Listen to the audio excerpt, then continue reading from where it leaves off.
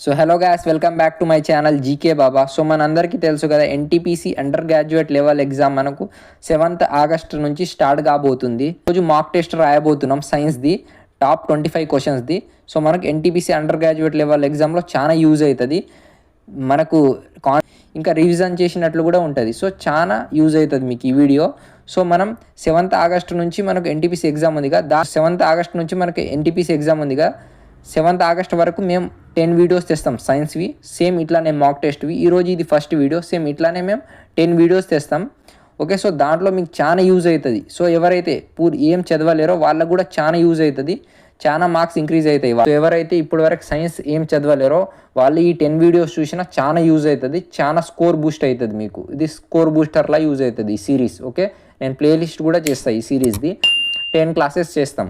Okay, so ఇంకా మీ response మంచిగా ఉంటే, ఇంకా లైక్స్ షేర్స్ కానీ మీ రెస్పాన్స్ మంచిగా ఉంటే 15 to 20 వీడియోస్ కూడా తెద్దాం సైన్స్వి. ఓకే, సేమ్ ఇట్లానే టాప్ 25 క్వశ్చన్స్వి డైలీ 2 వీడియోస్. ఓకే, ఎందుకంటే ఎగ్జామ్ దగ్గరలో ఉంది. ఓకే, సో మీ రెస్పాన్స్ని బట్టి నేను చేస్తా videos.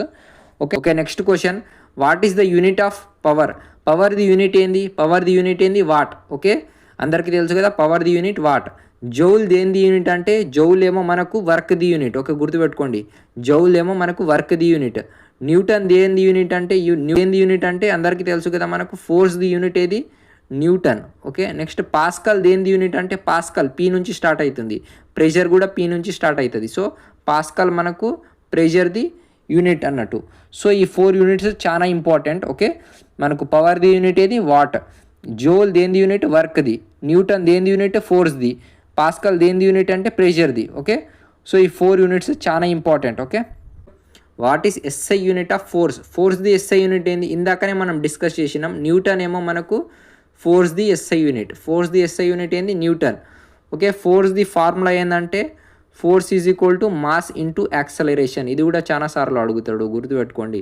Force is equal to mass into acceleration. ఫోర్స్ది యూనిట్ ఏంది? న్యూటన్. ఓకే, నెక్స్ట్ పాస్కల్ దేనిది యూనిట్? పాస్కల్ దేనిది యూనిట్ అంటే, పాస్కల్ ఏమో ప్రెషర్ది యూనిట్. పాస్కల్ ఏమో ప్రెషర్ది యూనిట్, ఇందాకనే డిస్కస్ చేసినాం మనం. కెల్విన్ దేనిది? కెల్విన్ దేనిది అంటే టెంపరేచర్ది.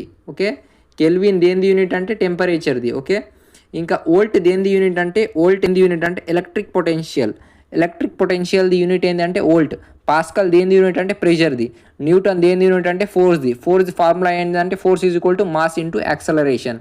కెల్విన్ దేనిది యూనిట్ అంటే టెంపరేచర్ది. ఓకే, సో యూనిట్స్ చాలా ఇంపార్టెంట్. ఇప్పుడు మనం డిస్కస్ చేసిన యూనిట్స్లో ఏదో ఒక షిఫ్ట్లో అయితే ఒక క్వశ్చన్ డెఫినెట్గా అడుగుతాడు. సో చాలా ఇంపార్టెంట్, చూసుకోండి units. What is the tendency of body to remain at rest or in uniform motion? ఒక బాడీ రెస్ట్ ఆర్ యూనిఫామ్ మోషన్లో ఉంటుంది. దీన్ని ఏమంటామంటే ఇనర్షియా అంటాం. ఓకే, ఇనర్షియా అంటే ఏంటంటే, ఇప్పుడు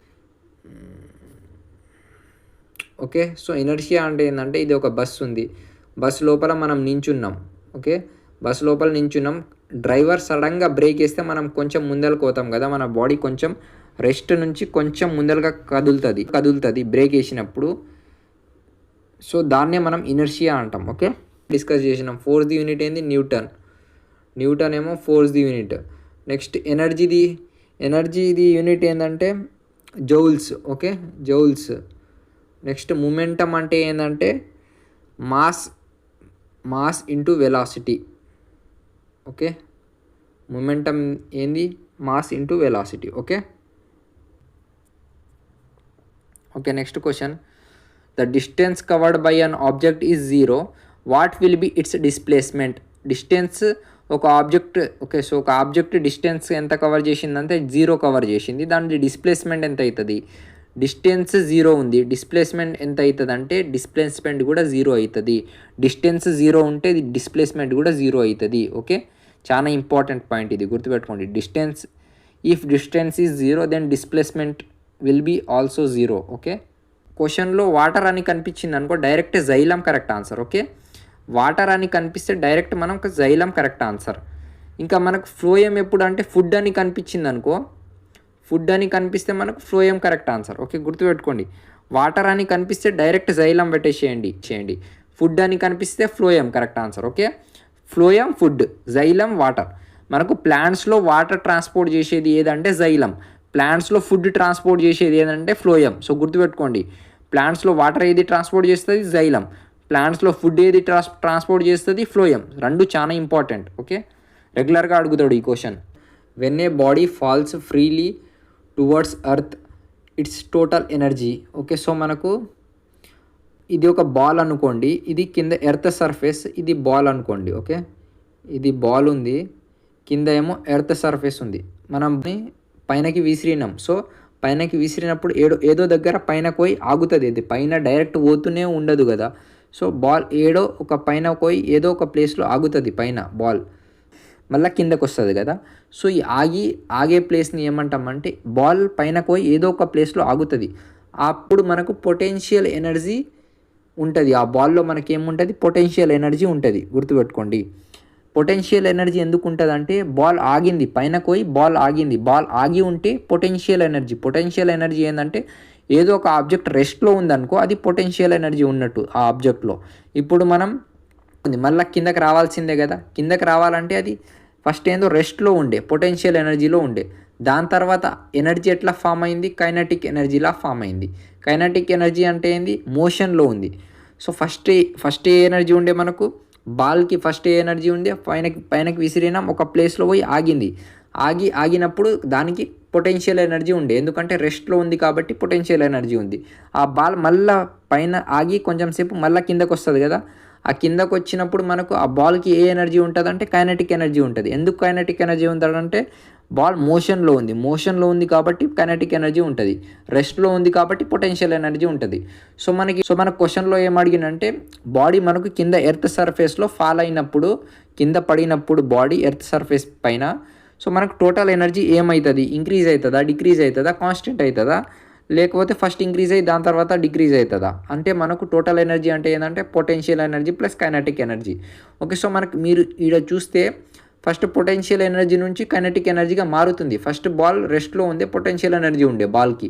దాని తర్వాత కైనటిక్ ఎనర్జీ మోషన్లో ఉంది.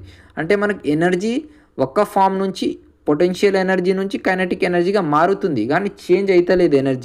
ఎనర్జీ ఫామ్ మారుతుంది కానీ చేంజ్ అవుతలేదు అన్నప్పుడు రిమైన్ కాన్స్టెంట్, అంటే ఎనర్జీ కాన్స్టెంటే ఉంది. ఫస్ట్ పొటెన్షియల్ ఎనర్జీ ఉండే, దాని తర్వాత కైనటిక్ ఎనర్జీ ఉంది. ఎనర్జీ కాన్స్టెంటే ఉంది, ఇంక్రీజ్ అవుతలే, డిక్రీజ్ అవుతలే. ఎనర్జీ కాన్స్టెంటే ఉంది కానీ ఫామ్ మారుతుంది. ఫస్ట్ పొటెన్షియల్ ఉండే, దాని తర్వాత కైనటిక్ ఉంది. Which part of solar cooker is responsible for green house effect? చాలా ఇంపార్టెంట్ క్వశ్చన్. మనకు సోలార్ కుక్కర్లో ఏ పార్ట్ మనకు గ్రీన్ హౌస్ ఎఫెక్ట్కి రెస్పాన్సిబుల్ అవుతుంది అంటే, మనకు గ్లాస్ షీట్. సో గ్లాస్ షీటే ఎందుకు రెస్పాన్సిబుల్ అవుతారంటే, ఇది మనకు గ్లాస్ షీటే ఎందుకు రెస్పాన్సిబుల్ ఉంటుంది గ్రీన్ హౌస్ ఎఫెక్ట్కి అంటే, సో ఇది మనకు సన్ నుంచి వచ్చే సన్లైట్ రేస్ ఉంటాయిగా, సన్ నుంచి వచ్చే సన్లైట్ రేస్ మనకు సోలార్ కుక్కర్ లోపల అలో చేసి ఆ సన్లైట్ రేస్ ఏమో మనకు హీట్గా ఫామ్ అవుతుంది. ఓకే, ఆ సన్లైట్ రేస్ మనకు హీట్గా ఫామ్ అవుతుంది సోలార్ కుక్కర్ లోపల. సో దీనివల్ల మనకు గ్రీన్ హౌస్ ఎఫెక్ట్కి రెస్పాన్సిబుల్ అవుతుంది. Okay, so Rutherford's alpha particle scattering experiment led to discovery of. So Rutherford's alpha particle experiment వల్ల ఏం డిస్కవర్ అయిందంటే, మనకు న్యూక్లియస్ ఆఫ్ ఆటమ్ డిస్కవర్ అయింది. ఓకే, సో మనకు ఎలక్ట్రాన్ ఎవరు డిస్కవర్ చేసిండ్రు అంటే జేజే థామ్సన్ మనకు ఎలక్ట్రాన్ డిస్కవర్ చేసిండ్రు. ఎప్పుడు డిస్కవర్ చేసిండ్రు కూడా చాలా ఇంపార్టెంట్, డేట్ కూడా చాలా సార్లు అడిగిండు. అంటే 1897లో మనకు ఎలక్ట్రాన్ ఏమో జేజే థామ్సన్ డిస్కవర్ చేసిండ్రు. ఓకే, నెక్స్ట్ మనకు ప్రోటాన్ ఎవరు డిస్కవర్ చేసిండ్రు అంటే రూథర్ఫర్డ్ మనకు ప్రోటాన్ డిస్కవర్ చేసిండ్రు. 1917లో మనకు ప్రోటాన్ ఎవరు డిస్కవర్ చేసిండంటే రూథర్ఫర్డ్. ఎలక్ట్రాన్ ఎవరు discover చేసిండంటే J J Thomson. Okay, so మనకు రూథర్ఫర్డ్స్ ఆల్ఫా పార్టికల్ స్కాటరింగ్ ఎక్స్పెరిమెంట్ వల్ల ఏం డిస్కవర్ చేసిండంటే న్యూక్లియస్ ఇన్ ఆటమ్ దేనివల్ల డిస్కవర్ చేసిండంటే రూథర్ఫర్డ్స్ ఆల్ఫా పార్టికల్ ఎక్స్పెరిమెంట్ వల్ల. చాలా important question. The name of the person who gave the first model of atom. మనకు first model of atom ఎవరు ఇచ్చిండ్రు? First model of atom ఏంటంటే ఏముండే అంటే దాని పేరు ప్లమ్ పడ్డింగ్ మోడల్ ఉండే. మనకు ఏమంటామంటే వాటర్ మిలాన్ మోడల్ కూడా అంటాం. ఓకే, సో మనకు ఫస్ట్ మోడల్ ఏముండే ఆటమ్ది అంటే ప్లమ్ పడ్డింగ్ మోడల్ ఉండే, ఇంకా వాటర్ మిలాన్ మోడల్ కూడా అంటాం. ప్లమ్, సో ఇది మనకు ఫస్ట్ మోడల్ ఉండే. ఆటం ఎట్లా కనిపిస్తుంది, దాంట్లో ఎలక్ట్రాన్స్ ప్రోటాన్స్ అవి ఎట్లా అరేంజ్ ఉంటుందని చెప్పే మోడల్ ఏంది ఫస్ట్ ఎవరు ఇచ్చిండ్రు మనకు అంటే ఆ మోడల్ పేరు ఏంటంటే ప్లమ్ పడ్డింగ్ మోడల్, ఇంకా వాటర్ మిలాన్ మోడల్. ఈ ఫస్ట్ మోడల్ ఎవరు ఇచ్చారు మనకు? జేజే థామ్సన్ గారు ఇచ్చిండ్రు. ఓకే, జేజే థామ్సన్ గారు మనకు ఫస్ట్ టైం ఇచ్చిండ్రు. సో ఫస్ట్ ఆ మోడల్ పేర్లు కూడా అడుగుతాడు, చాలా ఇంపార్టెంట్. ప్లమ్ పడ్డింగ్ మోడల్, ఇంకా watermelon model. Okay, how many atoms are there in one molecule of ozone? ఓజోన్లో ఒక్క మాలిక్యూల్, ఓజోన్ ఫార్ములా అయింది O3.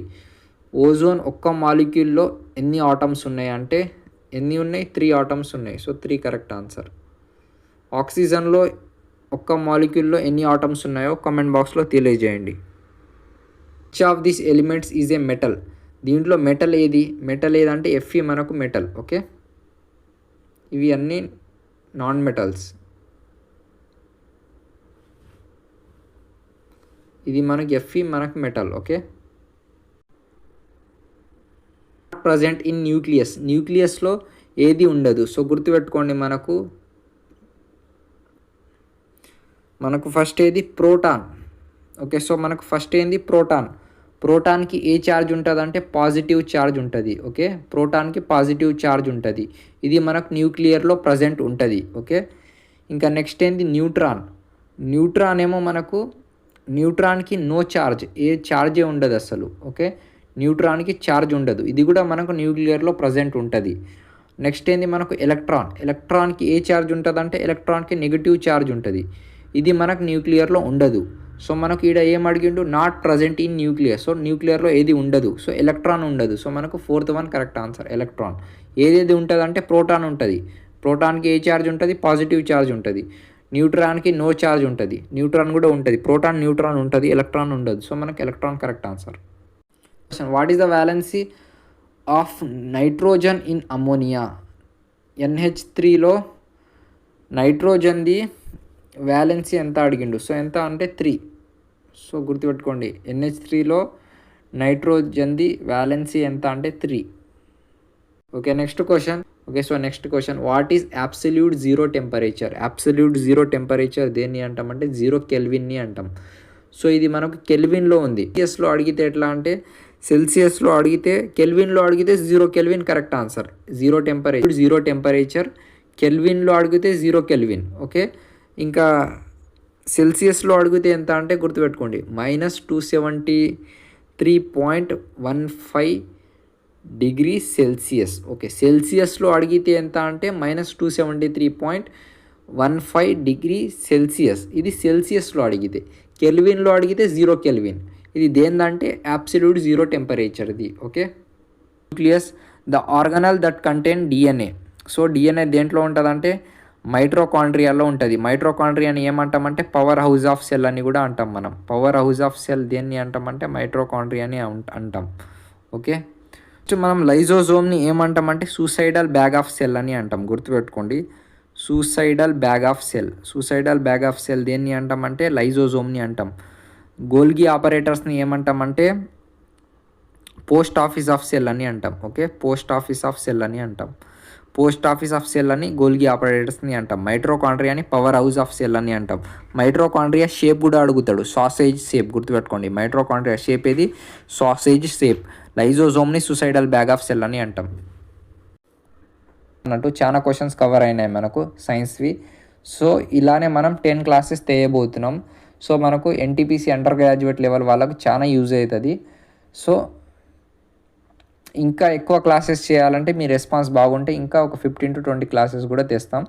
సో వీడియోని లైక్ చేయండి, ఇంకా మీ ఫ్రెండ్స్ ఎవరైతే ప్రిపేర్ అవుతున్నారో వాళ్ళకి షేర్ చేయండి. ఎందుకంటే లాస్ట్ మూమెంట్లో మీకు చాలా యూజ్ అవుతుంది.